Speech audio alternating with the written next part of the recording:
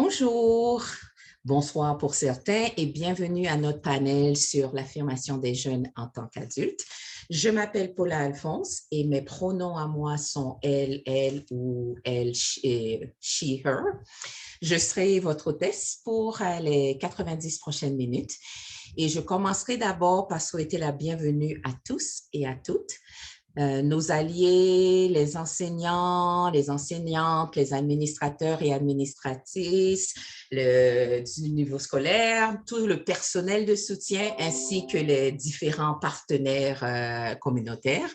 Bienvenue et bien content de vous avoir pour cette discussion qui est vraiment importante pour nos jeunes. Au cours du prochain 90 minutes, nous commencerons par une reconnaissance des territoires, ensuite quelques informations générales pour Zoom et tous ces détails-là, pour ensuite entamer la conversation avec nos panélistes. Donc, je mentionne aussi, considérant la nature de la conversation qui suivra, je soulignerai que pour certains, ça pourrait ramener des émotions fortes et des souvenirs et ou penser à la surface. Et quand ça remonte, que ce soit aujourd'hui, demain ou dans une semaine, je vous rappelle tous que nous avons plusieurs ressources disponibles et pour vous soutenir, vous et les gens autour de vous si besoin est. Avant de rentrer dans le vif du sujet, je ferai la reconnaissance du territoire.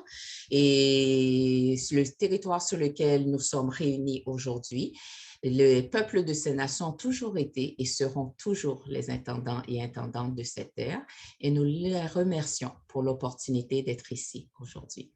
Je soulignerai que le siège social d'Égal se situe à Toronto, donc sur les terres traditionnelles du territoire des peuples Huron-Wendat, Sénéca, Mississaugas, Haudenosaunee, et que ces terres ont toujours servi de site de rencontre et d'échange entre les nations. Comme moi, je suis à Gatineau. Je souligne que la région de Gatineau est sur le territoire traditionnel des peuples iroquois du Saint-Laurent, Mohawk, Huron-Wendat, Anishinaabe et Algonquin. J'annonce et je mentionne et je porte attention sur le fait que les concepts de race, de genre, de sexualité et d'oppression dont nous discuterons aujourd'hui sont largement fondés sur les systèmes de pensée blancs, occidentaux et coloniaux et ne représentent pas la multitude des visions de l'identité existant à l'extérieur de cette perspective. Les peuples autochtones ont été à l'avant-plan de l'activisme et de l'érudition visant à mettre en évidence les préjudices qui sont causés par les normes hétéro-patriarcales. La violence du colonialisme se poursuit encore à nos jours et tout comme les mouvements visant à y résister. Donc, toujours garder ça en mémoire. Égal Canada demeure aussi ferme dans sa solidarité avec les peuples autochtones et les survivants et survivantes des pensionnats du Canada. À Sainte-Fay, nous aimerions observer un moment de silence pour reconnaître l'histoire odieuse, les vies perdues et la violence et l'oppression coloniale endurées par les peuples autochtones à travers le pays. Donc, nous allons prendre 30 secondes de silence.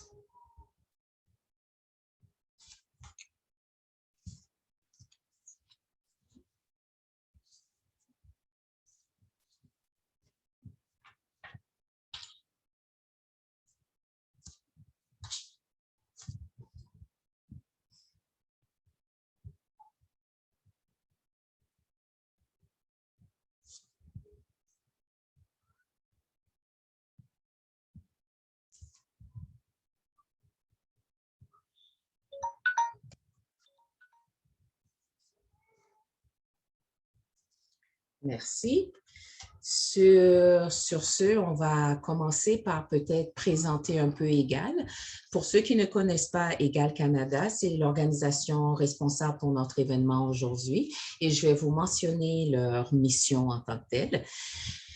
Leur mission est d'améliorer la vie des personnes de SLGBTQI au Canada et d'améliorer la réponse mondiale aux problématiques auxquelles font face ces communautés. EGAL y parvient en informant les politiques publiques, en inspirant le changement culturel et en promouvant les droits de la personne et l'inclusion via la recherche, l'éducation, la sensibilisation et le plaidoyer juridique.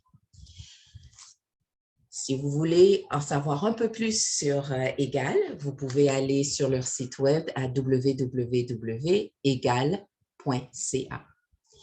Avant qu'on entame la conversation, j'attirerai votre attention sur la barre du bas de l'écran où vous noterez que la section Q&A et chat, clavardage a été activé. Donc, vous pourrez mettre vos questions dans le Q&A et les autres discussions tout au long de la conversation, vous pourrez les placer dans le clavardage. Donc, autre détail que je mentionnerai, c'est que nous avons comme modérateur d'EGAL aujourd'hui Matt, qui est à l'arrière-plan.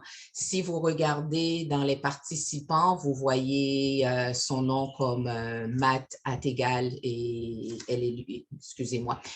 Lui et il. Et dans cette conversation, se souvenir, si vous avez des difficultés à quelque moment que ce soit durant la conversation, Matt est la personne qui pourrait vous aider par rapport à ça.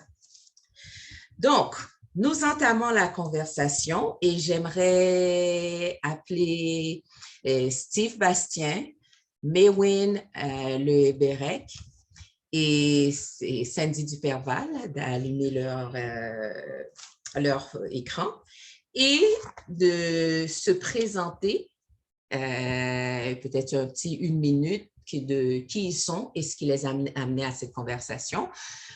On a encore plusieurs S dans cette conversation, mais on va commencer avec Maywin, excuse-moi, et ensuite on passera à Sandy pour finir avec Steve. Ça donne l'impression qu'on fait passer les femmes avant, mais c'est tout simplement un ordre, comme on dit, alphabétique. Donc, Maywin, peux-tu te présenter? Bonsoir tout le monde, mon nom est Maywin Le Bérec. Je suis éducatrice spécialisée dans une école secondaire francophone publique à Kitchener, en Ontario. Et je suis aussi l'adulte en charge de la supervision de l'AGS de mon école. Et ça me fait plaisir d'être avec vous ce soir. Merci. Sandy? Désolée. Bonjour, mon nom est Sandy Duperval. Je suis une artiste, en fait DJ, chanteuse et chef en devenir. J'ai le plaisir aussi d'être la porte-parole de Fierté Montréal et fièrement lesbienne et représentatrice. En fait, j'essaie de représenter le plus possible les différentes communautés que j'aime et que je protège de SLGBTQI+. Steve? Bonjour, je m'appelle Steve Bastien, je suis de Montréal. Je suis intervenant psychosocial. J'ai travaillé auprès des jeunes pendant une vingtaine d'années. Je suis maintenant intervenant communautaire auprès des hommes afro-descendants. Je m'implique dans le mouvement LGBTQ, 2S LGBTQI+, depuis maintenant 20 ans. Présentement, je suis ambassadeur des personnes racisées à Fierté Canada Pride. Puis voilà, je suis fièrement un homme gay et c'est qui je suis. Merci, merci. Avant qu'on aille plus loin, je profiterai de l'opportunité qui s'est présentée parce qu'on a mentionné l'acronyme de SLGBTQI à quelques reprises, tout simplement clarifier ce que chaque lettre représente. Ne vous inquiétez pas, Matt va vous mettre dans le clavardage un glossaire des termes, donc vous pourrez apprendre et lire un peu plus sur ces termes par la suite. Et on ne vous demande pas de tout reconnaître, de vous souvenir de tout d'ici la fin de la session. Et comme je le mentionnerai, pour diminuer votre niveau de stress, il n'y aura pas d'examen à la fin de la session. Donc, allons-y, je commence. 2S, c'est pour les deux esprits et ça s'applique vraiment aux personnes autochtones. L est pour lesbienne, G est pour gay, B pour bisexuel, T pour trans ou transsexuel et Q, mon Dieu, je parle français et anglais, le Q est pour queer et le I est pour intersexe. Donc, on commence avec la première question, si on peut l'appeler comme ça. Pour vous, ici, présentement, sur notre écran, qu'est-ce que ça signifie au juste d'être un adulte qui affirme les jeunes?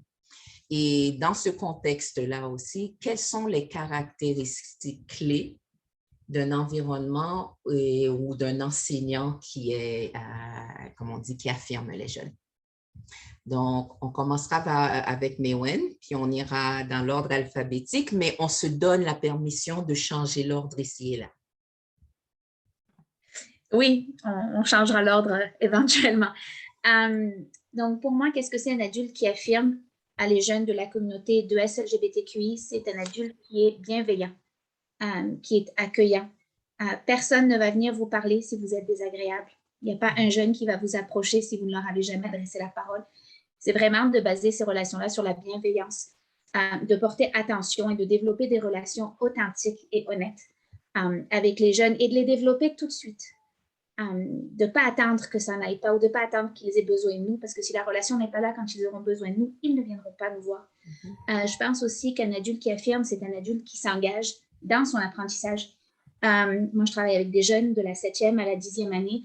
Ce n'est pas à eux de m'apprendre leur quotidien, c'est à moi de m'éduquer, c'est à moi de me renseigner, c'est à moi de m'informer, de leur demander aussi, parce qu'ils m'apprennent plein de choses. Ils bougent beaucoup plus vite que moi, ils apprennent beaucoup plus vite que moi, ils en savent beaucoup plus que moi, mais je dois faire un effort, c'est mon rôle en tant que membre d'une équipe pédagogique de m'éduquer. Et il faut agir et il faut intervenir.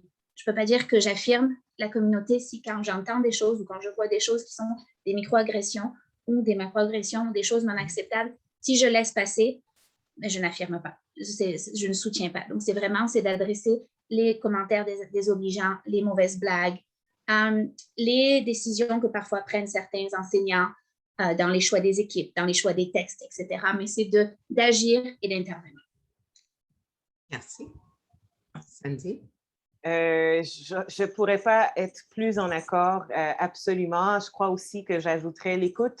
La communication commence par l'écoute, d'être ouvert aux jeunes. Je pense que c'est déjà la porte vers un espace plus sécuritaire. C'est surtout de montrer que on est réceptif et prêt à l'accompagnement, comme disait Maewyn. On veut aussi avancer et continuer ensemble. Je crois que de mon expérience, avoir eu des professeurs un peu plus réceptifs m'aurait donné justement l'occasion de me découvrir et de trouver un espace avec quelqu'un, un adulte avec qui communiquer. Donc, l'écoute et la réceptivité, c'est définitivement une des choses que je crois qui serait de bons outils. Et? Je suis entièrement d'accord avec ce que mes deux collègues viennent de dire. Je crois aussi que c'est important qu'on soit des modèles de gens qui développent, qui nous affirmons nous-mêmes dans ce que nous sommes, pas seulement au niveau de la sexualité, mais au niveau professionnel, au niveau personnel, citoyen aussi, de parler de notre vie citoyenne et de développer toujours, d'inciter les jeunes à développer l'estime de soi, la confiance en eux, de valoriser ce qu'ils vivent, même quand ils vivent des échecs.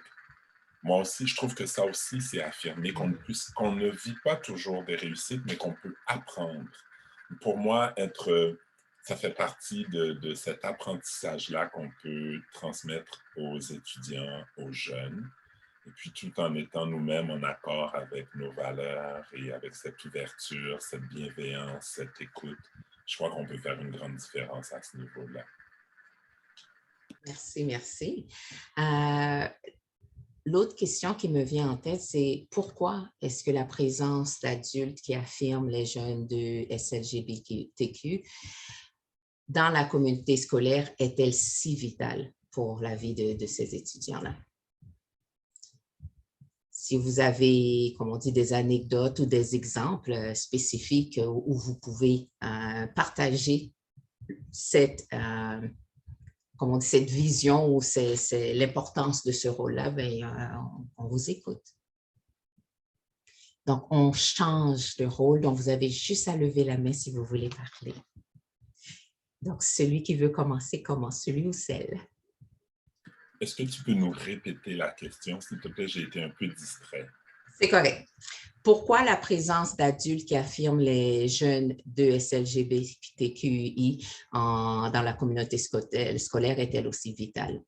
Et dans ce contexte-là, c'est de parler d'expériences, de vos expériences, là où vous avez vu ce qui a bien été, où ça a créé une différence significative.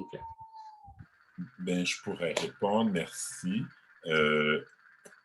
Moi, j'ai vu concrètement, en travaillant dans le milieu collégial, le fait de m'afficher, le fait de parler avec d'autres collègues qui sont profs ou qui sont eux-mêmes gays ou gay-friendly, queer-friendly, ça a eu un impact. Les jeunes venaient vers nous, les jeunes nous parlaient, les jeunes nous parlaient de leurs enjeux, les difficultés, mais aussi « Ah, monsieur, moi, je suis amoureux de quelqu'un, puis j'ai le goût de le dire, j'ai le goût d'en parler. » Je crois que c'est justement donc de montrer l'ouverture, faire en sorte que les gens puissent venir vers nous. Et je crois que ça a un impact sur tout le monde. Hein, donner l'occasion de s'affirmer aux jeunes de nos communautés, c'est aussi laisser l'occasion aux autres de venir nous poser des questions, s'éduquer, faire face à leurs préjugés, à leurs biais culturels. Et donc, moi, je crois que c'est un peu ça, aider les jeunes à s'affirmer, tout en étant nous-mêmes aussi. Moi, je crois que c'est important que les jeunes sachent qu'on n'a pas toutes les réponses, qu'on a nous-mêmes des préjugés. Voilà. Pour l'instant, c'est ce que je dirais. Merci. Sandy? Pour moi, une petite anecdote qui justement parle beaucoup, qui rejoint ce que Steve vient de dire, c'est que j'ai toujours su que j'étais lesbienne, mais parce que j'ai grandi dans un milieu extrêmement religieux, j'ai toujours eu peur. Et je me souviens que c'est arrivé au cégep, il y avait un local pour les personnes LGBTQ. Dans le temps, c'était LGBTQ seulement. Puis, je regardais toujours un peu, c'est quel genre de personne qui est à l'intérieur. Tu sais, je cherchais des modèles, je cherchais un endroit où me renseigner ou peut-être un endroit où moi, j'étais curieuse, mais je ne voulais pas non plus m'affirmer. Puis je me souviens avoir été comme, il n'y avait pas vraiment de professeur. Il y a comme une déconnexion, je trouve, des fois au cégep, parce qu'on ne connaît pas vraiment nos professeurs, où il n'y a pas de relation qui se forme. Au secondaire, dans des écoles privées, bon, il fallait oublier ça. Et je crois que ça aurait rendu mon expérience un peu moins douloureuse d'avoir eu justement des modèles, donc dans les adultes, dans les professeurs, dans les gens que je côtoie, parce que quand ça a commencé à piquer ma curiosité, puis que j'ai vu qu'il y avait des espaces, je me suis donné la permission de commencer à découvrir le milieu. Puis même si ça m'a pris un processus de 10 ans, mais au moins de savoir qu'il y avait des gens qui vivaient cette réalité-là, ça m'a ouvert la porte. Mais c'est sûr que définitivement, c'est pour ça que je pense que c'est vraiment important que les adultes, les professeurs, les gens qu'on côtoie dans les milieux scolaires puissent servir de modèle. Merci. Mais Wen, est-ce que tu voulais ajouter quelque chose? Moi, je pense que je reviens au webinaire qui a été présenté, c'était Olivia Baker qui l'a présenté cette semaine, avec cette statistique incroyable qui dit que les jeunes de SLGBTQI qui peuvent trouver dans leur entourage un adulte qui les affirme et qui les soutient déclarent avoir une santé mentale, une bonne santé mentale 4 fois plus que les autres. Les chiffres, ça parle. Et les jeunes, quand ils répondent à ce genre de sondage, ils sont honnêtes et ils disent la vérité. Vous voulez vraiment savoir ce qui se passe, il faut le demander à un ado. Il va vous le dire. Et donc, les chiffres le parlent. C'est essentiel pour n'importe quel jeune d'avoir ce soutien-là. Et encore plus pour un jeune qui peut se sentir en questionnement, fragilisé ou qui forcément n'est pas en train de vivre son authenticité autant que les autres. Je pense que c'est clé. Et ce qu'il nous demande de plus, c'est d'essayer, c'est d'être présent. Je ne pense pas qu'il y a aucun jeune qui s'attende à ce que je comprenne tout, mais ils savent qu'ils peuvent tout me dire et que je peux tout entendre. Et que si moi, je n'ai pas les ressources, je peux t'aider à les trouver. On va chercher ensemble, on va apprendre ensemble. Et c'est ça, tous c'est ce qu'ils veulent. Ils veulent quelqu'un qui va faire une partie de la route avec eux. Merci. J'entends ce que vous me dites et moi, ce que je retiens là-dedans, c'est tout l'aspect de la confidentialité, tout l'aspect de l'insécurité personnelle, tout ce qui vient autour, est-ce que je le dis ou je le dis pas, est-ce que je fais ou je fais pas. Et dans ce contexte-là, ça m'amène à la réflexion comment on dit, leur confidentialité, leurs informations. Quelles sont les stratégies qu'on peut mettre en place pour qu'ils demeurent en contrôle sur les informations qu'ils partagent avec les personnes qui les affirment en milieu de travail. Et je dirais ici encore, attends un peu, on va aller avec Sandy pour commencer la conversation. Désolée, c'est parce que je unmute. Je pense que pour la majorité des gens, surtout aujourd'hui, je suis retournée pour terminer mon bac, puis je vois que les professeurs il y a définitivement un safe space, une confidentialité, une certaine connexion que je sais, on voit qu'il y a du travail qui a été fait, il y a les gens participent à des workshops, il y a de la sensibilisation, mais c'est sûr que de prendre les élèves peut-être à l'extérieur du cours, peut-être et de former, de créer ces relations-là. Parce que c'est une chose, la confidentialité, de toute façon, c'est pas comme si les professeurs vont nous confronter en classe. Mm-hmm. Mais en même temps, est-ce qu'on crée vraiment des connexions avec les professeurs à arriver à un certain niveau scolaire? Je pense que, j'espère que c'est ce qui se passe, parce que c'est la confiance qui doit se développer. Moi, je crains moins qu'il y ait un souci de confidentialité. Je crains qu'il y ait moins de confiance qui se crée. Merci. Steve ou Mewen? Moi, je peux prendre la parole. Je pense que développer la confidentialité, c'est ça, c'est d'être très clair avec le fait que, moi, je dis toujours aux jeunes qui viennent voir, ce qui se dit ici reste ici. C'est ton histoire, ça t'appartient. Moi, je n'ai pas l'intention de déplacarder qui que ce soit ou de faire des faux pas à ce niveau-là. Ça peut avoir des conséquences négatives très, très importantes. Mais en tant que moi, j'ai aussi une responsabilité. C'est-à-dire que je travaille pour un conseil scolaire, j'ai des responsabilités face professionnelles et légales. Et je dis toujours aux jeunes, ce que tu me dis, ça va rester avec moi, mais sache que si quelqu'un est en danger ou que toi, tu es en danger, je me dois d'intervenir. Ça, je pense que c'est très important que le jeune, il le sache avant, parce que ça peut malheureusement avoir un impact sur ce que le jeune est prêt à partager, mais c'est important parce que c'est quelque chose que je me dois de faire et qui est essentiel. Faut être ouvert. Et puis après, c'est de toujours demander, tu as partagé ça avec moi, est-ce que tu penses qu'il y a quelqu'un d'autre dans l'école qui a besoin de savoir ça? Est-ce que tu veux le partager toi? Est-ce que tu voudrais que j'aille avec toi voir un enseignant pour qui tu penses que ça peut être important? Des fois, avec l'enseignant de sport, par exemple, etc. Il y a des milieux qui s'y portent plus que d'autres. Et c'est de mettre la balle dans le camp du jeune et de dire, OK, comment est-ce que tu veux qu'on avance? Et l'autre question que je pose aussi toujours, c'est, OK, quand je communique avec tes parents, je communique comment? Parce que tu me dis que tu veux YEL à l'école. Est-ce que si j'écris un courriel à ton adulte, généralement, je dis le mot ton adulte, je n'utilise pas trop le mot ton parent parce qu'on ne sait jamais qui est ton adulte, mais j'essaye toujours d'utiliser le mot ton adulte. Quand je communique avec tes adultes, comment est-ce que tu veux que je procède? De même que quand on est parti en virtuel, on a demandé, OK, à l'école, tu étais rendu à ça. En ligne, quand tu es à la maison, qu'est-ce que tu préfères?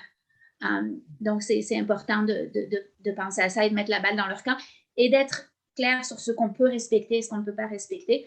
Et de ne pas poser de questions parce qu'il y a plein de choses qui ne sont pas mes affaires. Je pense qu'il faut aussi respecter ce que la personne veut partager parce qu'après, souvent, ouais, avec certains collègues, on peut avoir des fois, pas une curiosité malsaine, mais tu vas me dire ce que tu veux que je sache, puis c'est bien assez. Je n'ai pas besoin d'en savoir plus. Entièrement d'accord avec ce que vous avez dit les deux, et Myron, j'aime beaucoup ça. Pour avoir travaillé en milieu scolaire, dans un bureau où les jeunes venaient me voir de façon individuelle pour parler d'eux et d'elles, j'ai choisi à un certain moment donné d'aller dans leur milieu, d'aller me promener dans le collège, de faire voir un des intervenants, d'aller m'asseoir à la cafétéria et des gens me connaissaient, d'autres pas, d'aller près des comités, hein, le comité qui organise l'impro, les spectacles, le groupe LGBTQ. Je trouvais que c'était un moyen de démystifier le fait qu'on puisse venir parler à un adulte qui vient vers nous.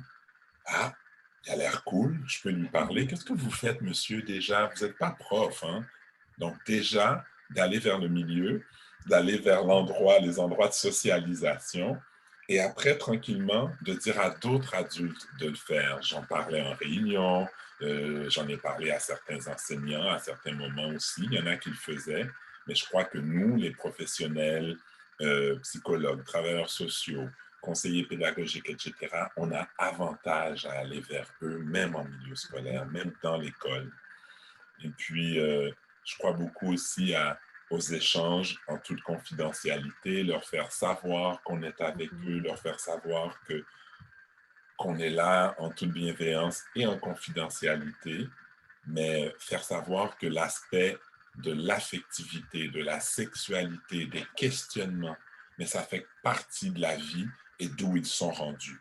Tout ça encore pour les aider à prendre leur place, mais faire de la prévention au niveau de la santé mentale. Comme a dit Myron, ils sont fragiles, tout jeune est fragile à un moment de leur vie, de sa vie. Et puis les statistiques nous prouvent malheureusement qu'il y a des tentatives de suicide ou des suicides complétés dus à l'affirmation de soi ou dus au questionnement en lien avec l'orientation sexuelle ou de genre. Donc, de parler de ces difficultés-là, d'être à l'écoute, de poser la question aussi aux jeunes adolescents et tout. As-tu déjà pensé au suicide?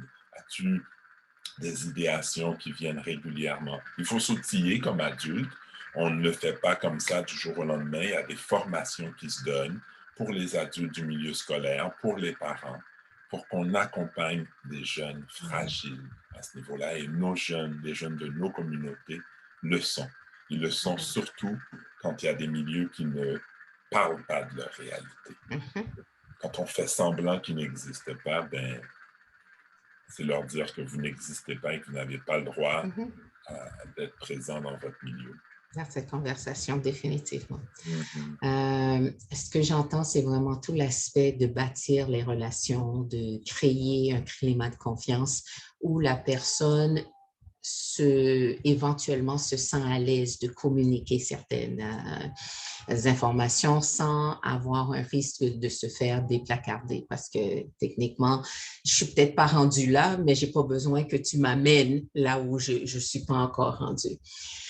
On parle déjà dès septembre du retour en école, à l'école en présentiel et ce que j'aimerais poser comme question, c'est quelles sont les choses auxquelles on devrait penser en ce qui concerne les défis potentiels ou les luttes auxquelles doivent faire face les jeunes de ces communautés-là? Parce que, comme on dit, il y a des avantages à faire de la formation en ligne. Il y en a qui ont aimé en ligne. Il y a des avantages aussi du côté en ligne. La même chose en salle de classe. Il y a autant d'avantages que défis. Donc, quelles sont ces choses, comme on dit, que vous pouvez, comme on dit, au niveau du système scolaire, qu'on peut mettre en place pour faciliter cette transition? Je crois, si je peux commencer, qu'il faut poser la question aux jeunes. Votre tour, comment vous le voyez? Quels sont vos défis? Quelles sont vos peurs? Quelles sont les choses que vous avez hâte de vivre? Qu'est-ce qui s'est bien passé pendant la pandémie pour vous? Qu'est-ce qui a été anxiogène? D'entendre les sources de stress. Parce que ne pas les nommer, encore une fois, c'est de faire semblant qu'elles n'existent pas. Il y en a eu du stress. L'anxiété a été élevée chez l'ensemble de la population et chez les jeunes particulièrement. Donc, d'en parler, de donner des espaces, des safe spaces, des endroits sécuritaires où on peut parler, où ils pourront parler entre eux et aussi avec nous, avec leurs enseignants. Et comme ça, on va pouvoir avoir une idée d'où on s'en va. Donc, moi, je pense que c'est important. Puis, tranquillement, qu'il y ait des leaders aussi, des jeunes qui vont bien et qui ont le goût de partager leur expérience.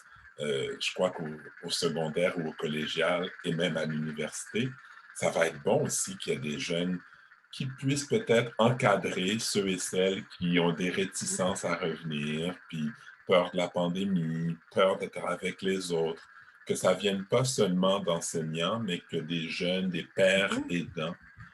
Moi, je crois beaucoup à ça. Donc, je crois que ces deux niveaux d'intervention pourraient beaucoup aider.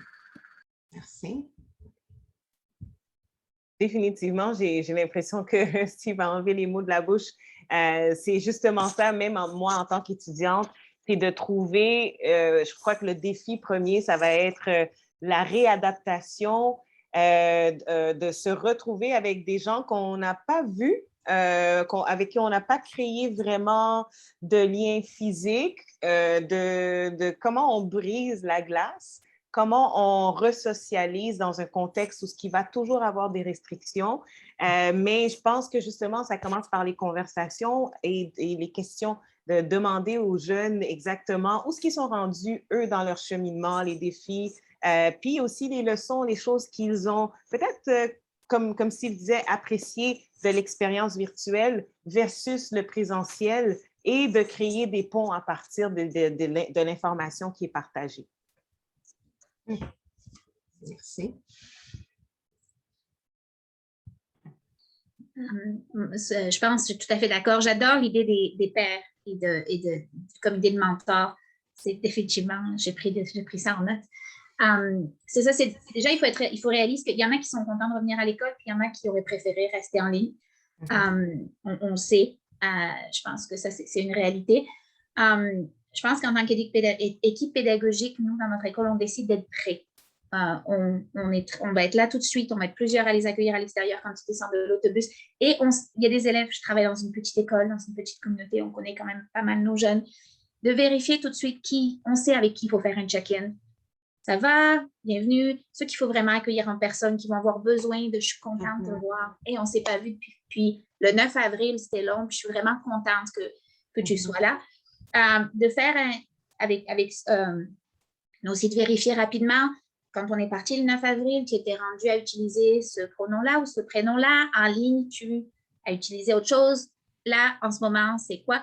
Parce que nous, on a plusieurs élèves qui, entre le retour de février, puis on avait été en présentiel en virtuel quelques semaines, puis avril, ont choisi de s'affirmer avec un pronom ou un prénom différent. Et ce que je ne veux pas, c'est qu'ils aient peur, parce qu'on soit allé en ligne, que la preuve de courage qu'ils ont fait, cette étape qu'ils ont fait d'avancer dans leur cheminement, soit perdue et qu'ils se disent « je repars à zéro ». Parce qu'en ligne, j'étais repartie avec mon prénom de naissance, je repars. Non, on est rendu là où toi, tu es rendu. Puis nous, on va embarquer, on va suivre, il n'y a pas de problème. Ça, il faut qu'ils le sachent. On communique aussi tout de suite nos attentes par rapport au comportement et avec les parents et avec les jeunes. On reprend les annonces à la radio sur ce qui est toléré, pas toléré à l'école, tout de suite. Les attentes, le code de vie, les valeurs de l'école, tout de suite.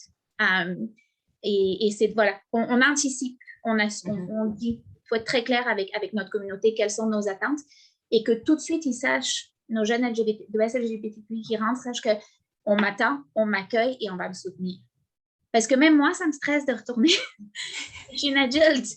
Et je les ai vus, mes collègues, mais je me dis, bon, ben oui, non, s'il faut que je reprenne le contrôle, je ne peux pas éteindre la caméra quand je veux, puis n'importe qui peut débarquer dans mon bureau quand j'ai envie, puis je n'ai pas le droit à la machine à café parce que c'est COVID. Et c'est des petites choses, mais moi, je le gère moi-même.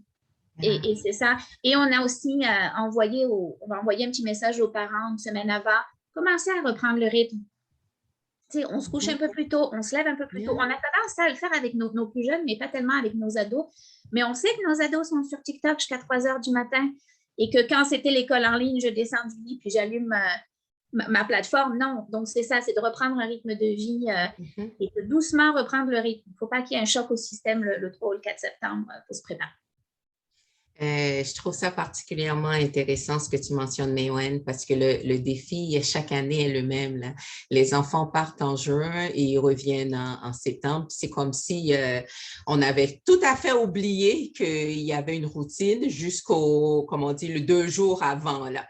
Et ben, c'est difficile de se remettre sur le plateau. Là, maintenant, on parle de 2 ans, là, ou presque 2 ans, où j'ai pas été à l'école, plus de 18 mois où on était sur un rythme qui était, comme on dit, très aléatoire. Parce que quand tu es chez toi 24 heures sur 24 ou presque, là, on s'entend que je me lève à 9h15 ou à 10h05, là, who cares? Donc, que je me couche aux petites heures du matin, là, j'ai juste à rouler pour allumer mon ordinateur. Donc, ces éléments, c'est de réaliser que pour ces jeunes-là, autant que pour les parents, ça va être un ajustement énorme. Donc, les avertir à l'avance fait la différence, peut faire une différence. On ne contrôlera pas ce qui se passe dans la vie de chacun, mais en même temps, leur laisser comprendre ce qui s'en vient va aider. Puis, effectivement, les enfants reviennent. Je dis les enfants, les jeunes reviennent. Et pour certains, ce sera très anxiogène. Pour d'autres, ce sera comme « Enfin, je vois du monde! » Donc, tu as les deux extrêmes, comment on gère chacun de ces groupes pour s'assurer qu'ils ont le support dont ils ont besoin. Dans un contexte un peu plus large, là, si on parle d'une approche qui est beaucoup plus communautaire, là, comment est-ce qu'on va aller chercher plus de gens pour jouer ce rôle d'allié et d'adultes qui affirment en milieu de travail? On est en train de parler à des éducateurs, à des administrateurs et administratrices. Qu'est-ce qu'on fait aussi pour les parents? Quelles sont ces choses qu'on peut mettre en place pour qu'ils puissent jouer un rôle plus actif dans cette conversation? Je vois des yeux qui réfléchissent. C'est intéressant, des fois, les écrans. Donc, qui veut commencer? Moi, je dis Maïwenn a des choses à dire. Oh, ben, ça a l'air d'une Non, délégation. tout à fait. Non, Maïwenn, je ne fais pas ça. C'est pas gentil. Bon, on apprend. Il a retenu certaines choses de l'école. Oui, tout à fait. Tout à fait. Pas d'intimidation. Mais le communautaire, moi, j'y crois beaucoup. Et je crois qu'il a sa place à l'école et dans la vie familiale, dans la vie des jeunes. Je crois que le milieu scolaire a avantage à appeler ce milieu-là, à faire en sorte qu'ils viennent à l'école, présenter des services, et aussi qu'on aille vers eux, qu'il y ait des tables de concertation où les enseignants soient là, la direction s'assoit aussi avec les différents organismes. Je crois qu'il faut vraiment faire appel parce que l'école répond à plusieurs besoins, mais en même temps, pas à tous les besoins présentement. Ce qui se passe à l'extérieur, l'usage des médias sociaux et tout ce qu'on sait qui vient avec. Mais je crois que l'aspect communautaire peut poursuivre la mission scolaire. C'est le sport, entre autres, les arts. Dans certaines écoles de différentes provinces, on coupe dans ces milieux-là, on coupe les programmes d'art, les programmes sportifs. Pas dans toutes les provinces, mais moi, j'en connais où l'art est presque plus présent et que ça se passe dans le milieu communautaire pour ceux qui peuvent. Donc, donc je crois vraiment, et donc la question 2S, LGBTQI+, ben, il y a des organismes qui sont voués aux jeunes, d'autres aux parents. Il faut aller frapper à leur porte. Il faut que les adultes se disent, ben, OK, j'ai pas ces compétences-là ou j'ai besoin d'aide, je vais aller chercher des experts communautaires. Je crois qu'il faut vraiment qu'il y ait ce dialogue-là entre nous, sinon on passe à côté de ressources hyper importantes. Merci. Sandy? Ah, je croyais que Mewen avait quelque chose à dire, mais justement, à travers les formations, les conférences, des conférenciers, comme Steve disait, les organisations qui servent les communautés de LGBTQI+, à l'année longue, ont des outils qui peuvent accompagner aussi, justement, je parlais de le processus de coming out, c'est pas seulement le jeune qui le fait, c'est son entourage aussi, et d'offrir justement une plateforme ou un endroit ou des ateliers qui permettent aussi aux personnes, aux adultes, aux parents, d'accompagner leurs jeunes et de se renseigner, de s'éduquer, peut-être des intervenants, des psychologues, pour justement, c'est de rejoindre les deux parce qu'on est tous en apprentissage. Donc, c'est justement, je crois que des conférenciers, des psychologues, des formations ou même de l'accessibilité justement à ces organisations-là, de soit aller frapper à leur porte ou en même temps de les connaître, de les reconnaître, de savoir où aller. Je crois que ça peut vraiment être utile.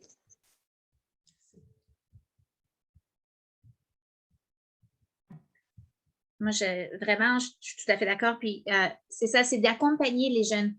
Parce qu'un jeune ne va pas forcément de lui-même contacter un organisme, ne va pas trop savoir où commencer. L'Internet, c'est vaste, il y a de tout. Donc, c'est vraiment, c'est nous de faire la recherche avant, puis d'aller explorer ces ressources, puis de les connaître, de communiquer avec les organismes de la région. Nous, quand on a commencé notre AGS, j'ai envoyé un courriel à Waterloo Region Coalition, puis à OK2Be Me, qui sont nos organismes locaux dans la région Waterloo. Bonjour, moi c'est Mewen, je suis l'éducatrice spécialisée de l'école. Juste que pour vous sachiez, on commence une AGS. Si vous avez des ressources, des suggestions, j'ai reçu 6 mois de ressources à explorer en un courriel. Parce que tout ce qu'ils veulent, c'est partager ce qu'ils ont. Et cette année, avec la pandémie, il y a eu beaucoup de désavantages, mais il y a eu aussi beaucoup d'accès à l'information. Parce que tout est passé en ligne. Donc, c'est aussi pour nous des opportunités d'accéder à des forums, à des webinaires, à des colloques auxquels mon conseil scolaire n'aurait sûrement pas financé mon hôtel et mon trajet, mais ils vont me donner la journée, par exemple, pour participer en ligne. Et ça, c'est d'inclure nos jeunes et de leur montrer, regarde, il s'en passe des choses. Et moi, je travaille en milieu culturel minoritaire. On est une toute petite communauté francophone dans un milieu anglophone. Et grâce à ça, on a pu leur montrer, regarde, il y a le CRUGEF, il y a la FESCOS, la Fédération de la jeunesse francophone des jeunes franco-ontariens. Oui, il y a des pronoms en français que tu peux utiliser qui ne sont pas juste des pronoms genrés. Oui, tout ça, ça existe et ils ne le vivent pas forcément parce qu'ils sont dans un milieu anglophone. Donc, c'est de leur apporter tout ça et de les accompagner. La première fois que tu vas te lancer sur un site, la première fois que tu vas, est-ce que tu peux m'aider? Je voudrais envoyer un courriel à cet organisme. Bien sûr, oui, c'est mon travail, puis oui, on va le faire. Donc, il faut nous apprendre, leur passer l'information et les accompagner et partager aux parents dans les communiqués hebdomadaires qu'on envoie aux parents, mettre des liens dans nos réseaux sociaux, etc. C'est de partager tout ça parce qu'on finit toujours par toucher quelqu'un. Je suis entièrement d'accord. Si je peux compléter, dans les agendas scolaires, il faut que les ressources soient là. À l'école, quand les jeunes reviennent, que ce soit présent sur les murs, sur les babillards, sur le plus possible, il faut qu'on parle des ressources et qu'elles soient présentes dès le début de l'année et qu'elles soient là tout le temps. Pour les parents aussi, comme tu dis, dans les communications avec eux, moi, j'ai hâte que toutes les écoles du Canada affichent ces ressources-là et dès le début de l'année scolaire. On va aider les gens et même sauver des vies. Et je trouve c'est intéressant tout ce que vous mentionnez parce que ce ne sont pas, quand on regarde la situation, comme Cindy a mentionné, quand il y a un coming out, ce n'est pas seulement l'individu qui, comme on dit, qui informe d'une nouvelle réalité, c'est que tous les gens autour de moi se trouvent impliqués dans cette réalité d'une certaine façon. Et cela demande d'aller chercher, que chacun a son niveau de responsabilité pour aller chercher à comprendre mieux ce qui se passe là. Si ton enfant s'était cassé une jambe, tu aurais fait des recherches pour valider, ben attends un peu là, c'est quel genre de plâtre qui lui conviendrait le mieux, s'il fait tel genre d'activité, s'il doit prendre l'autobus. Donc, il y a toutes sortes de choses qu'on fait naturellement, mais des fois, dans une situation comme celle-là, il y en a qui se sentent tout simplement démunis. Donc, comment aller trouver ces informations-là et comment s'assurer que les bonnes personnes, comme on dit, soient en mesure d'aller trouver cette information. L'autre chose que je mentionnerais là-dedans, c'est on parle dans un contexte où tout le monde veut en savoir plus, mais ce n'est pas la réalité dans toutes les situations. Là. Dans certains environnements, il y a de la résistance. Dans certaines familles, je ne veux plus en entendre parler. Tu es XXX, c'est tout. Donc, on fait quoi dans ces situations-là? Comment est-ce qu'on peut, dans un contexte scolaire, aller aider pour faciliter ces conversations avec les différents parties impliquées? Est-ce que vous avez des suggestions? Bien, moi, brièvement, je dirais offrir un espace sécuritaire aux jeunes pour la transition à travers justement les organismes qui sont mis en place et qui peuvent accompagner aussi. Je sais que, par exemple, dans un contexte religieux où un jeune est déshérité, mais qu'il ne soit pas laissé à lui-même ou à elle-même, qu'il ait justement un accompagnateur à l'école qui lui permette de trouver refuge. Donc, ça, c'est une des idées à laquelle je pense vite, vite. Ouais. C'est des gros morceaux dans certaines réalités. Ouais. Tout à fait. Et pour le réseau familial, il faut aussi, je crois, que ces gens-là sachent que dans leur communauté ou à l'école, parce que des fois, c'est confrontant de venir en parler à l'école, aux professionnels, c'est de votre faute, vous êtes trop permissif, mais on peut aussi, comme intervenant, faire le lien, essayer de faire des liens avec les organismes de la communauté, autant des organismes religieux que communautaires, sans dévoiler, parce qu'on ne peut pas dévoiler que tel jeune a lui-même dit ou que cette jeune personne-là a révélé à ses parents son homosexualité, par exemple, ou sa bisexualité, mais aussi d'aller tisser des liens. Que faites-vous? Que pouvez-vous faire pour les parents qui viennent chez vous, qui participent à vos activités sociales, qui viennent danser chez vous, qui prient tous les samedis ou les dimanches, en fait?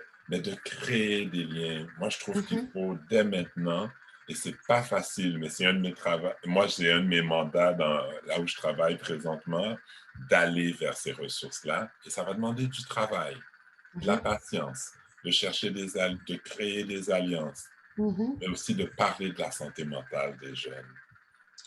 Quand on parle de la santé mentale de nos jeunes, ben, il y a une petite ouverture qui se fait. Votre jeune ne va pas bien. Le fait que vous ne l'acceptiez pas, que vous le rejetiez, mais ça a des conséquences sur sa vie maintenant et sur sa vie à moyen et à long terme. Ça, il faut le dire parce que, voilà, moi, je crois que j'y crois à 200%, puis ça va prendre du temps, mais il ne faut pas se laisser décourager par le temps. Voulais-tu mentionner quoi que ce soit, Mewen? Moi, je pense que c'est ça, c'est de travailler le lien et la relation avec le jeune et avec la famille autant que possible. Si la famille s'est sentie accueillie quand elle est venue à l'école, si la famille s'est sentie qu'elle faisait partie de la communauté, quand on va communiquer avec elle, ça va mieux se passer. Si on ne parle jamais à nos parents, mais qu'on vient juste les voir pour leur dire « Hey, ton enfant ne va pas bien, puis tu pourrais faire… » Non, il faut travailler. C'est comme avec les jeunes. C'est une relation qui se bâtit dès le début. Mais je pense que moi, en tant qu'éducatrice spécialisée en milieu scolaire, ma priorité, c'est le jeune. Et je vais soutenir le jeune dans son authenticité et dans ce qu'il choisit de vivre à l'école. Peu importe ce qu'en pense, peu importe ce qu'en pensent les parents, c'est peut-être pas le bon terme, mais je veux dire que si à l'école, c'est comme ça que c'est le prénom que tu choisis, c'est le pronom que tu choisis, puis c'est comme ça que tu veux vivre ta période scolaire de la journée, moi, je vais te soutenir là-dedans.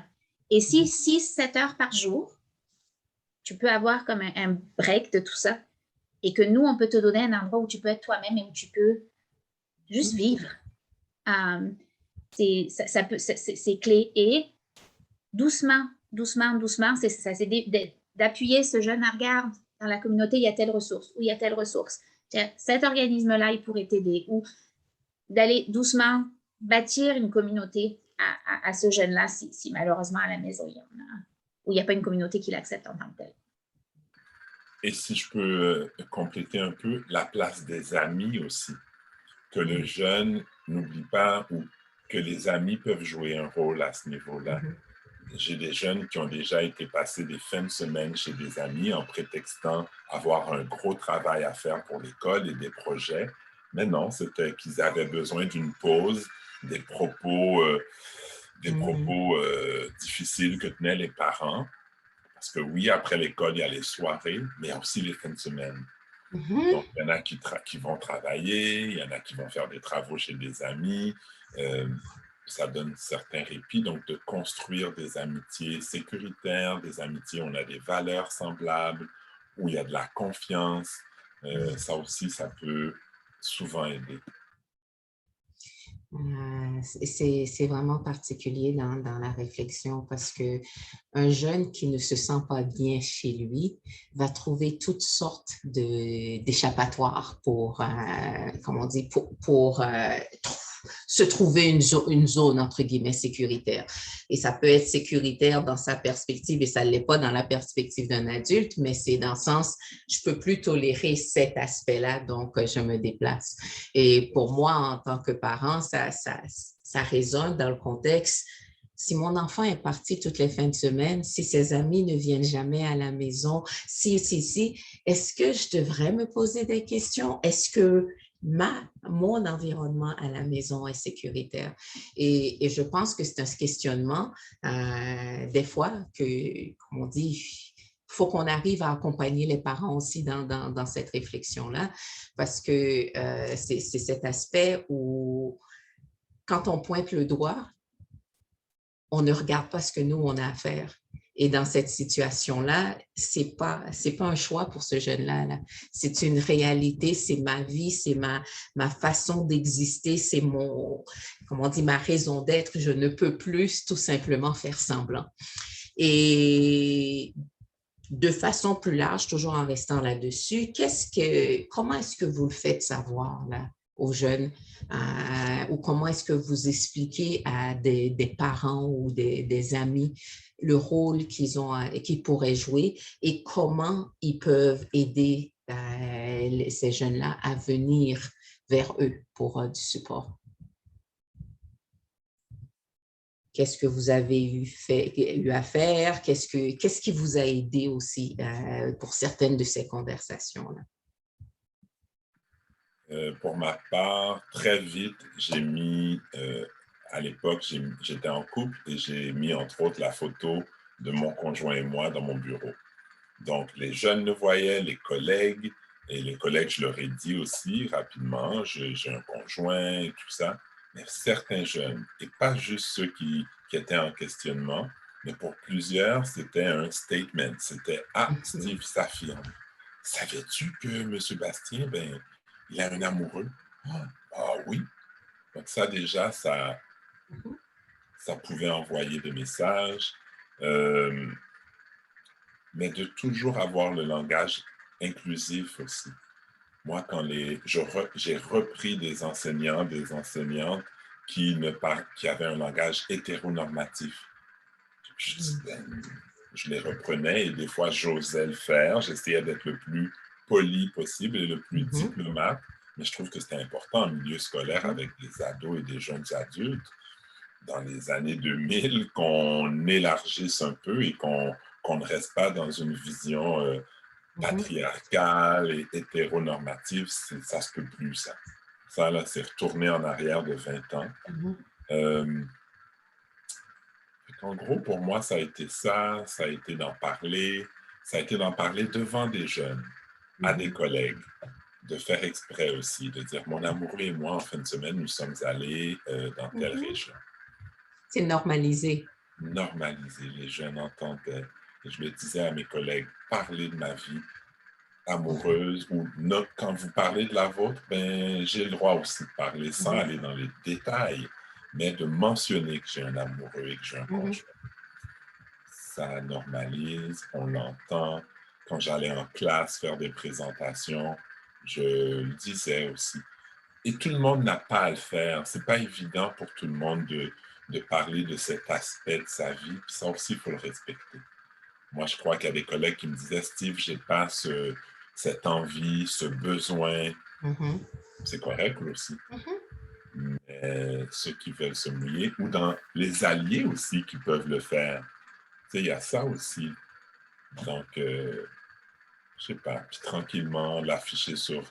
Il n'y a pas que ça, mais je crois que d'afficher dans les classes, devant les bureaux, que la direction le fasse aussi. Ça va être des stratégies qui envoient un message d'ouverture, qu'on est là pour soutenir, qu'on se pose des questions, que le dialogue est là. Donc, il y a différentes stratégies qu'on peut faire avec l'imagination et l'ouverture du cœur. Oui, je suis tout à fait d'accord, surtout parce que je sais que pour moi, en tant que porte-parole, quand je me présente dans des milieux qui sont généralement homophobes, ils ont tendance à être plus ouverts parce que moi-même, je suis beaucoup plus, je suis confortable. Ça normalise, en normalisant ma propre réalité, ça permet aux autres de, si elle est bien avec elle-même, ils ont un peu moins de résistance. J'ai un exemple, c'est que une amie à ma mère, elle, quand moi je faisais mon coming out, elle était très ouverte avec moi, avec les autres jeunes. Par contre, quand son fils a fait son coming out, c'est comme si le ciel lui était tombé sur la tête. Et mon réflexe à moi, c'était de m'asseoir avec elle, d'avoir cette conversation-là, de lui rappeler que son enfant n'avait pas changé, mais que justement qu'il se présentait sous toute son authenticité. C'est de rappeler aux gens que nous, notre cheminement personnel ne devrait pas avoir d'impact sur leur appréciation de la personne. Et bien au contraire, que maintenant, ils pouvaient aimer authentiquement la personne avec laquelle soit ils ont grandi ou soit leur enfant. Je pense que la visibilité, de normaliser soi-même sa réalité, de montrer que les alliés aussi normalisent la chose, ça facilite. On devient des facilitateurs, comme on dit en anglais, de la réalité de SLGBTQI+. Je pense que c'est très, très important.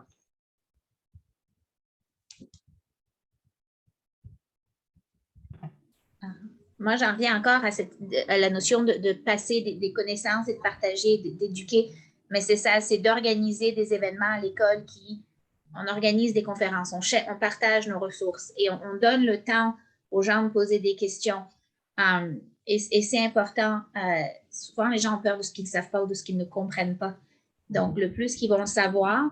Et c'est aussi, c'est ça de dire, moi je m'affiche en tant qu'alliée à l'école, je veux dire, j'ai des affiches de la Fondation Émergence, j'ai des autocollants sur mon ordinateur et j'ai un fond d'écran aussi que selon la puissance de mon Internet, j'utilise ou non, dépendamment.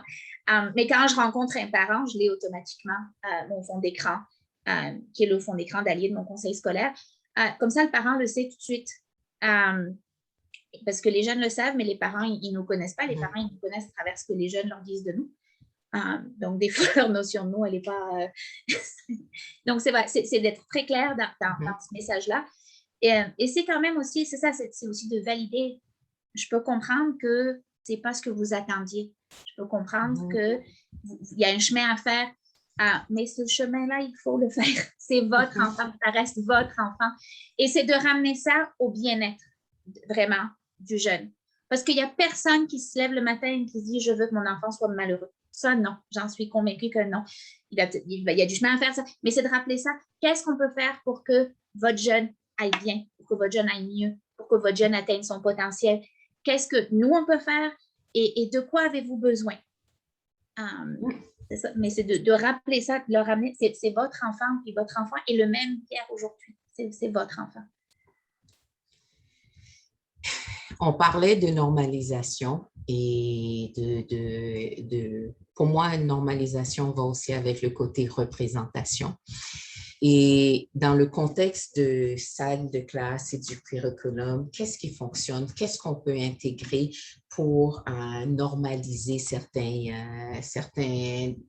perspectives? Et puis, quels seraient les changements qui devraient se produire pour que ces jeunes puissent pas voir peut-être juste Monsieur Bastien était le seul dans toute l'école versus que, ah ben oui, il y a d'autres personnes, il y a d'autres façons de voir que celles que j'ai peut-être connues jusqu'à présent. Donc, qu'est-ce que vous auriez comme exemple? Parce qu'il y a des enseignants autour de nous, il y a des administrateurs qui se disent, on ne peut pas tout refaire notre curriculum, là.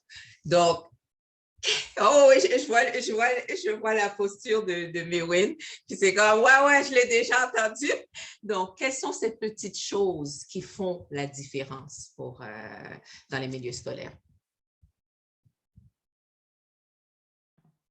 C'est ça. Moi, je pense vraiment, c'est de normaliser la représentation. Et comme je le dis tout le temps, pas seulement du 1er au 30 juin, c'est le mois de la fierté, non, c'est toute l'année. Il faut penser à l'intersectionnalité, c'est essentiel de faire des liens.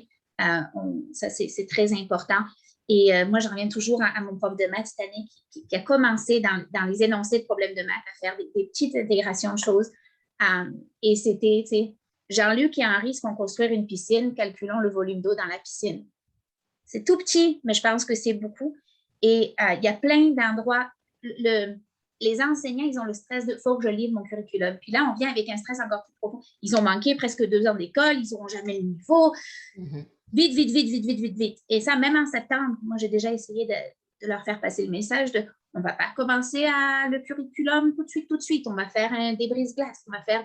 On ne s'est pas vu depuis longtemps. On y va doucement. Oui, il faut faire des évaluations diagnostiques. Je le sais. Vous avez votre curriculum, vous avez vos stress. Mais prenons le temps de penser un peu à autre chose. Et c'est ça, c'est de faire dans notre quotidien, que ce soit dans nos textes de littérature, dans nos choix de problèmes de mathématiques, dans l'enseignement des enjeux politiques canadiens en géographie, d'intégrer de la représentation là-dedans et de la normaliser pour que ça ne surprenne plus. Moi, je pense que ce sera une victoire le jour où je serai plus surprise de voir Jean-Luc et Henri se font construire une piscine, où ce sera juste, c'est comme ça, c'est tout.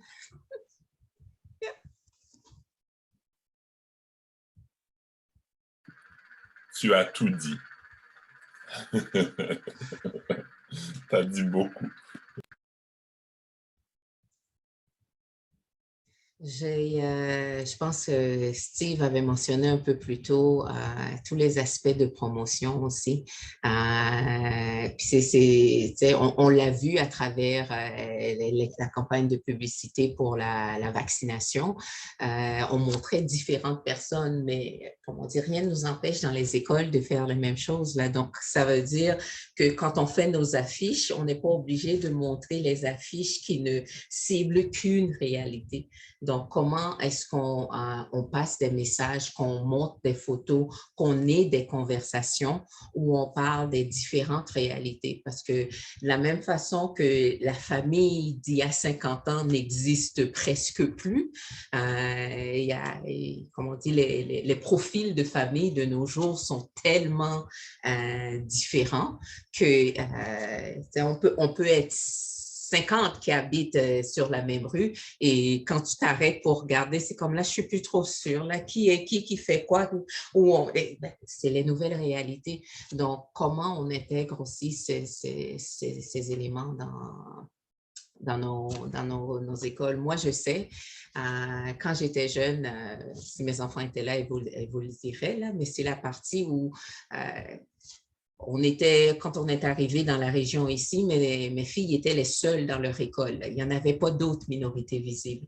Donc, moi, j'avais pris sur moi que chaque année, je fournissais aux services de garde et aux professeurs de la littérature avec des enfants de tous partout dans le monde. Donc, ce n'était pas tout simplement des minorités visibles qui me ressemblaient, mais toutes les différentes réalités. Et ça permettait autant aux professeurs qu'aux enfants d'ouvrir leur réalité sur quelque chose qui n'est pas papa, maman, ou qui n'est pas le voisin d'à côté, mais qui est, il y a des gens qui font ça, il y a des gens qui doivent marcher des milles pour aller à l'école parce qu'il n'y a pas d'autobus. Oh, comment ça, il n'y a pas d'autobus? Mais tout ça, ça génère des conversations. Donc, dans nos milieux, c'est la même réalité dans ma réflexion.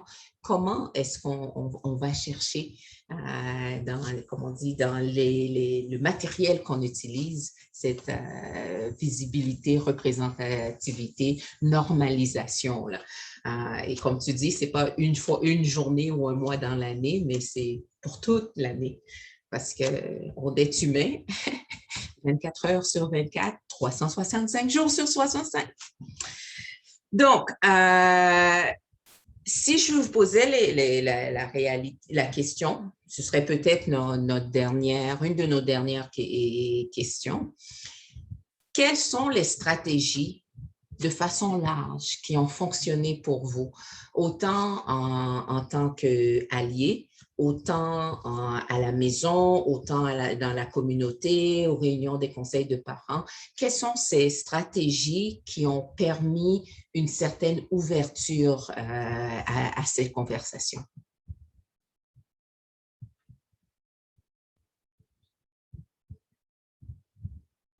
Mais je vais me lancer. Pour moi, ça a été des petits pas de bébé, des petites étapes. Premièrement, la représentation, justement, de rencontrer des gens qui, sans même que j'ai moi-même commencé mon processus, qui, eux, vivaient déjà leur réalité, qui vivaient vraiment dans toute leur authenticité, de rencontrer des gens qui avaient créé le chemin pour les gens comme moi. Ensuite, ça a été de faire beaucoup de recherche, comme de comprendre où est-ce que je pouvais trouver des gens comme moi. Puis c'est comme ça, de fil en aiguille, que je suis tombée sur l'organisation Fierté Montréal, parce qu'on a tendance à penser qu'on fait notre coming out, ou même quand moi j'étais au secondaire, qu'il fallait que je sorte dans un bar pour pouvoir voir des gens comme moi, ou qu'il fallait que j'aille dans des événements précis. Mais j'avais envie de rencontrer des gens à l'extérieur de ces contextes-là, puis à l'école, justement, dans les différents groupes communautaires. C'est sûr que ça devenait un défi parce que le groupe de minorités visibles versus le groupe LGBTQI+, c'était deux opposés. Je ne pouvais pas appartenir à un, puis j'avais peur de porter l'autre chapeau. Mais c'est en côtoyant des gens qui sont dans l'intersectionnalité aussi, en côtoyant des gens qui, tu sais, on a les mentors, mais on a les accompagnateurs, des gens aussi qui cherchent, donc on cherche ensemble. Puis les professeurs qui s'affichent.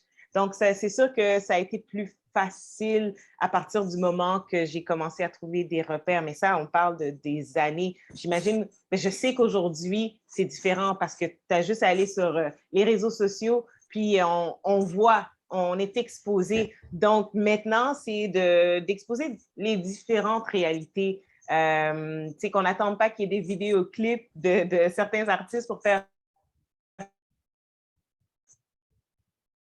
Madonna avec Britney Spears pour faire mais finalement, les lesbiennes. Donc, encore là, à l'école, dans le curriculum, on dit oui, peut-être pas le changer, mais définitivement ajouter l'information qui rend visible les différentes réalités, toutes les réalités.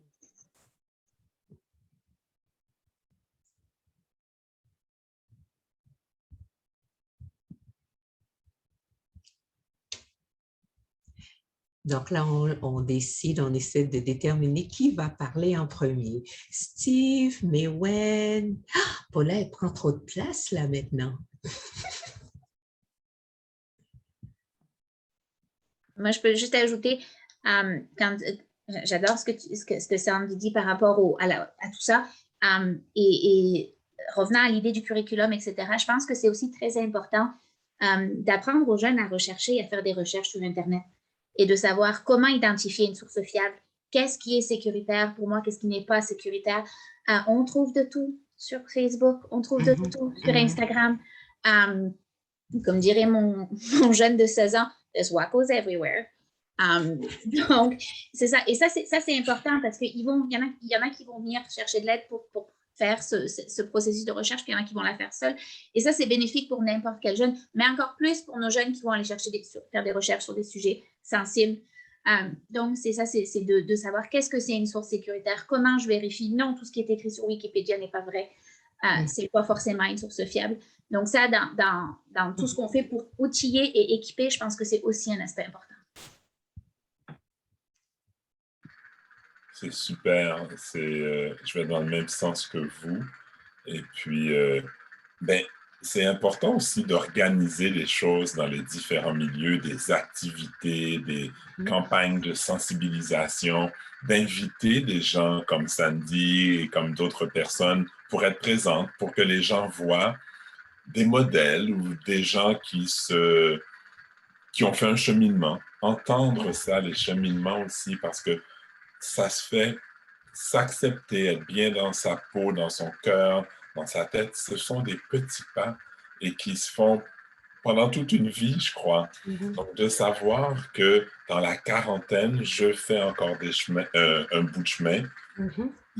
Ça aussi, ça peut encourager quelqu'un qui a 17, 18 ans, puis de voir les gens, d'entendre les gens. Oui, il y a ceux qui sont sur Internet, que des fois, j'adule et que je veux... ce sont des idoles, mais il y en a près de toi aussi. Il y en a qui sont accessibles. Il y en a à qui tu peux parler ou que tu peux observer. Je crois qu'il y a ça à faire dans nos communautés aussi, de se rendre disponible pour les plus jeunes, d'être là avec eux. Et les alliés aussi, pas que les gens des communautés de LGBTQI+, mais nos alliés, qu'on soit là avec eux, dans l'écoute, qu'on aille frapper aux portes de ceux et celles qui ont de la résistance, ou aussi à ceux et celles qui veulent avancer avec nous. Puis l'implication, oui, des journées thématiques, et en faire à répétition pendant toute l'année. Ouais, du travail collectif et du travail de visibilité. Il faut qu'on soit visible tout le temps. Je trouve ça très, très, très pertinent, comme on dit, ce que vous avez mentionné. C'est parce que quand ça arrive dans une famille, ça vient mettre en évidence toutes ces perspectives ou ces idées préconçues qu'on a dans la famille. Quand j'ai des filles dans ma tête, c'est qu'éventuellement, elles vont se marier, ce sera à l'église, la belle robe blanche. Si je regarde, comment on appelle ça, le parcours, j'aurai des petits-enfants, je devrais aimer ton conjoint parce que, tu sais, autrement, ça ne marchera pas. Donc, c'est toutes des choses qu'on se dit, mais sans l'avoir articulé. Et puis, tout d'un coup, tu te retrouves dans la situation où comme on dit, ton enfant te laisse savoir que, ben moi, finalement, je suis lesbienne ou je suis gay et comme on dit, ce sera mon parcours. Mais il n'y a pas que le jeune qui doit se retrouver dans cette réalité. Il y a les parents qui, eux aussi, sont obligés de laisser aller certains de leurs rêves. Mais parce que ce n'est pas toujours des rêves conscients, c'est la partie où c'est comme, ben, j'ai pris ça pour acquis, là, je n'ai jamais posé la question. Peut-être que moi, finalement, je n'ai même pas aimé ça être mariée à ton père, mais je suis restée pareille. Donc, c'est la partie où c'est toute cette remise en question. On voit qu'il y a besoin d'aide des deux côtés. L'accompagnement est définitivement primordial pour les jeunes, mais c'est aussi réaliser qu'il y a un accompagnement requis pour aider les parents à apprivoiser les nouvelles réalités, à laisser aller certaines choses qui comme on dit, j'ai déjà acheté le cadre pour ta photo de mariage. J'ai déjà tricoté les chaussons pour le bébé. C'est comme, OK, là, je suis pas là. Moi, j'ai pas fini le secondaire. Donc, ça, ces éléments que des fois, comment est-ce qu'on peut les ramener tous ensemble pour avoir une conversation. Et c'est là, comme tu dis, Steve, les alliés sont extrêmement importants. Je me rappelle certaines conversations que j'ai eues non seulement avec des amis de mes enfants, mais aussi des fois avec des parents ou qui ont reçu une nouvelle, puis c'est comme, mais qu'est-ce que je fais? Puis, pour certains, comme on dit, le choc est plus intense que d'autres. Il y en a qui se remettent plus rapidement ou qui vont prendre un certain temps et puis graduellement s'enclencher dans la nouvelle direction. Puis il y en a d'autres, comme on dit, on se parle régulièrement, là, je ne sais pas quoi faire parce qu'il y en a qui pleurent. Il y en a qui pleurent à n'en plus finir et il y en a qui coupent les ponts. Et dans ces cas-là, c'est des deux côtés qu'il y a des besoins quand même. Parce que ça peut, autant ça peut renforcer une famille, ça peut aussi des fois briser les liens et demander une restructuration pour pouvoir continuer à avancer.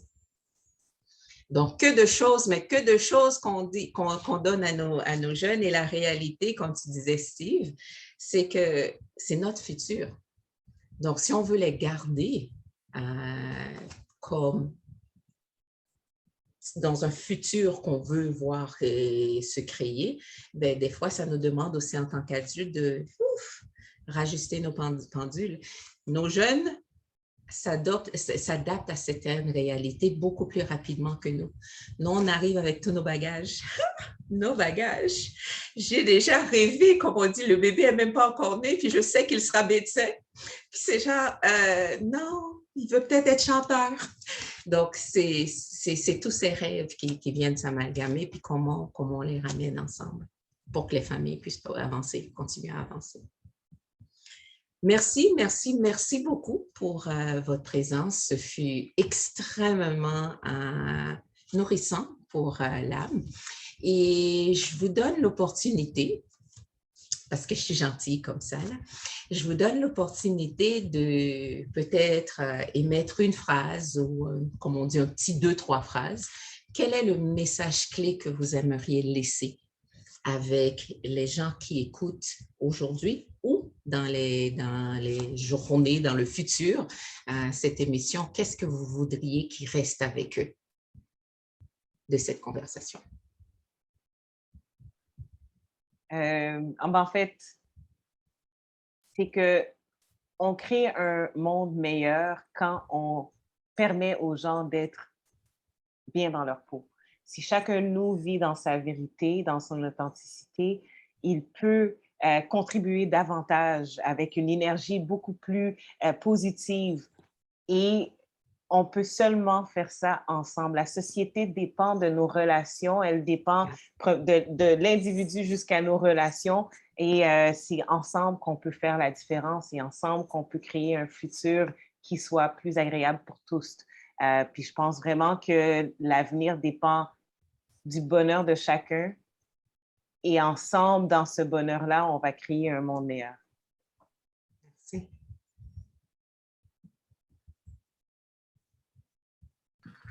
Puis pour faire du pouce, ce bonheur-là, ben, c'est tous les jours. C'est tous les jours avec l'empathie, la bienveillance, le cœur. Accepter qu'on a tous des biais et des préjugés, mais c'est ce qu'on va faire avec ces préjugés-là. Est-ce qu'on les laisse prendre toute la place? Est-ce qu'on va devenir des gens qui discriminent ou au contraire des gens qui apprennent, des gens qui vont se sensibiliser et évoluer? Parce qu'après tout, moi je pense qu'il faut revenir à l'amour. C'est la réalité des jeunes, des adultes, des personnes âgées, d'ES, LGBTQI+. C'est l'amour, c'est l'affection, c'est des façons d'aimer qui ressemblent à la façon d'aimer de la majorité. L'amour, c'est l'amour. Fait que moi, c'est ce que j'ai envie d'envoyer comme message, c'est de rester ouvert, d'être empathique et de se rappeler que c'est l'amour qui est au cœur de tout pour que notre société soit, comme Sandy le dit, meilleure aujourd'hui et demain. Merci. Moi, pour continuer dans cette idée-là, c'est vraiment j'imagine notre public ce soir, c'est vraiment les gens qui travaillent dans le milieu de l'éducation, c'est de se rappeler qu'on est responsable pas seulement pour leur apprendre des choses, mais pour les aider à bien vivre et à développer tous les aspects de leur vie. Il n'y a pas que l'académique. C'est très important. Je suis entièrement d'accord, mais il faut se rappeler que ça fait partie d'un tout. Et vraiment, j'encourage chaque personne, là on parle à des gens qui travaillent dans le milieu de l'éducation, mais regardez, comme l'a dit Steve, vos biais inconscients. Essayez de vous conscientiser là-dessus et donnez-vous des objectifs. Je pense que c'est important. On ne va pas devenir les meilleurs alliés de la planète tout de suite. On ne comprendra pas tout de suite, mais donnez-vous des objectifs que vous pouvez atteindre, qui sont réalisables et qui vont faire avancer votre cheminement et qui vont aider dans vos relations avec vos jeunes. Observez les besoins qu'il y a et soyons proactifs. C'est trop facile de dire « je suis un allié » et de ne rien faire. Faut agir. Donc, merci à chacun de vous pour la générosité dont vous avez fait preuve, pour la franchise par rapport à vos parcours et vos réalités spécifiques. Et merci pour tout ce que vous faites pour ces jeunes. Avec plaisir. Merci. Mais vraiment, merci à vous tous dans le milieu scolaire. J'aurais voulu avoir des accompagnateurs comme vous. Puis merci à Égal pour cette conversation. Vraiment, merci.